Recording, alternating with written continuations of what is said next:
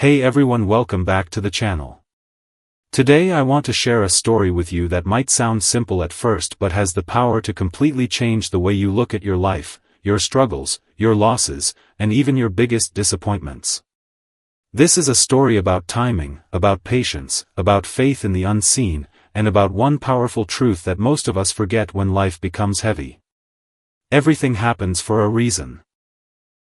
Let me take you back to a small town where the streets were quiet, the houses were close together, and everyone seemed to know everyone else's story. In that town lived a young man named Daniel. Daniel was not rich, not famous, not particularly talented in anything special. He was ordinary in every way, except for one thing. He dreamed big. He believed deep inside that one day his life would mean something more than just waking up, going to work, and coming home tired. He believed there was a purpose waiting for him somewhere, even though he had no idea where it was or how he would find it. Daniel grew up in a family that worked hard just to survive. His father repaired machines in a dusty workshop, and his mother worked long hours sewing clothes for neighbors. They taught him the value of honesty, effort, and kindness, but they could not teach him how to chase dreams because they themselves had never had the chance to chase any. Still, Daniel dreamed. He dreamed of becoming successful, of helping his family, of proving to himself that his life mattered. When Daniel finished school, he applied to a university in the city. He studied day and night, borrowed books, practiced endlessly, and imagined the moment when he would receive the letter that would change his future. But when the results came, his name was not there. Rejected. Just one word, but it felt like a wall crashing down on his chest. For days, he could not sleep. He kept asking himself what he did wrong, why he was not good enough. Why life seemed so unfair.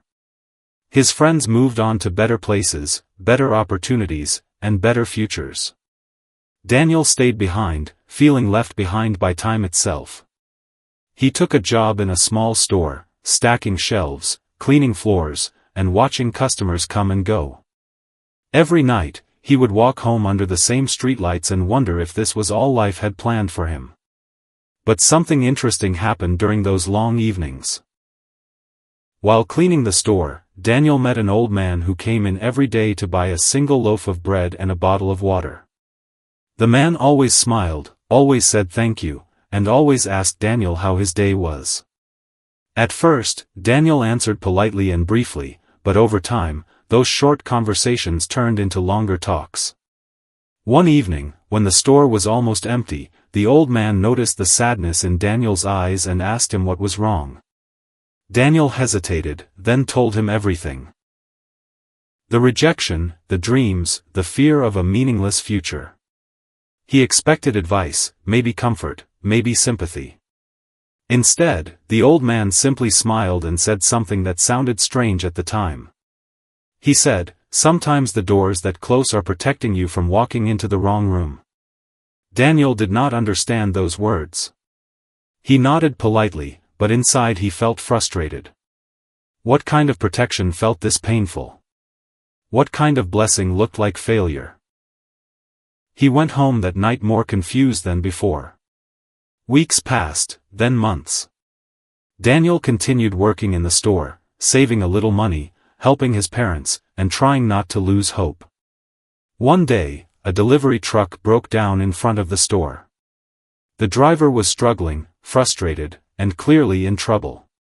Without thinking, Daniel went outside and helped him push the truck to the side of the road. They talked while waiting for help to arrive, and Daniel learned that the driver worked for a small logistics company that needed someone reliable in their office.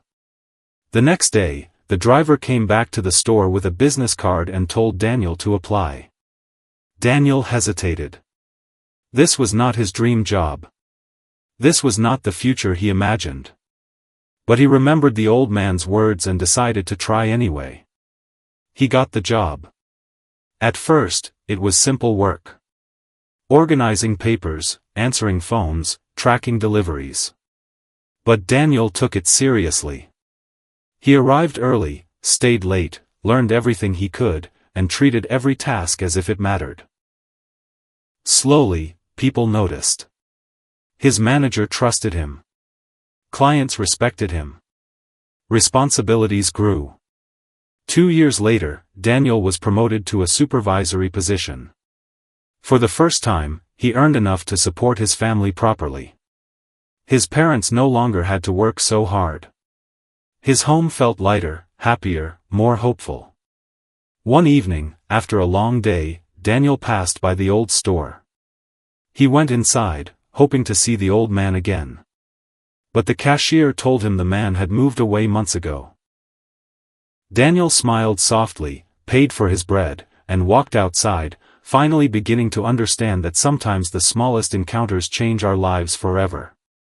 But this was not the end of Daniel's journey. Years later, the company expanded, and Daniel was sent to another city to manage a new branch. This was a big step, a chance to grow, to lead, to become something more. He accepted with excitement and fear. Moving away from home was not easy, but he believed this was his path now. In the new city, everything was different. The pace was faster, the people were strangers, and the challenges were bigger. At first, Daniel struggled. Mistakes happened. Deals fell through. Clients complained. There were nights when he sat alone in his small apartment, staring at the ceiling, wondering if he had made the wrong choice. Then one day, during a business meeting, Daniel met a woman named Sarah. She worked for a partner company and had the kind of calm confidence that made people listen when she spoke. They talked after the meeting, then again over coffee, then again over dinner. Slowly, friendship turned into something deeper. Sarah listened to Daniel's story, his dreams, his fears, his past disappointments. She told him about her own struggles, her failed relationships, her lost opportunities, her moments of doubt. They realized they were not perfect, but they were patient with each other, honest with each other, and supportive in ways neither had experienced before. Years later, they married. On their wedding day, as Daniel stood beside Sarah, surrounded by family and friends, he suddenly thought about that rejection letter from years ago. He thought about the store, the old man, the broken truck, the job he never planned to take, the city he never planned to move to, and the woman he never planned to meet. And for the first time, he clearly saw the invisible thread connecting all those moments together. If he had been accepted to that university, he would have moved to a different city. He would never have worked in that store. He would never have met the old man. He would never have helped the driver. He would never have gotten that job. He would never have moved to this city. And he would never have met Sarah. The rejection that once broke his heart had quietly guided him toward the life he was meant to live. But life, as always, had more lessons waiting.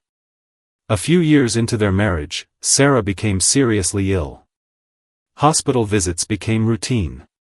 Treatments drained their savings. Fear entered their home like an unwelcome guest. Daniel tried to stay strong, but inside he was terrified.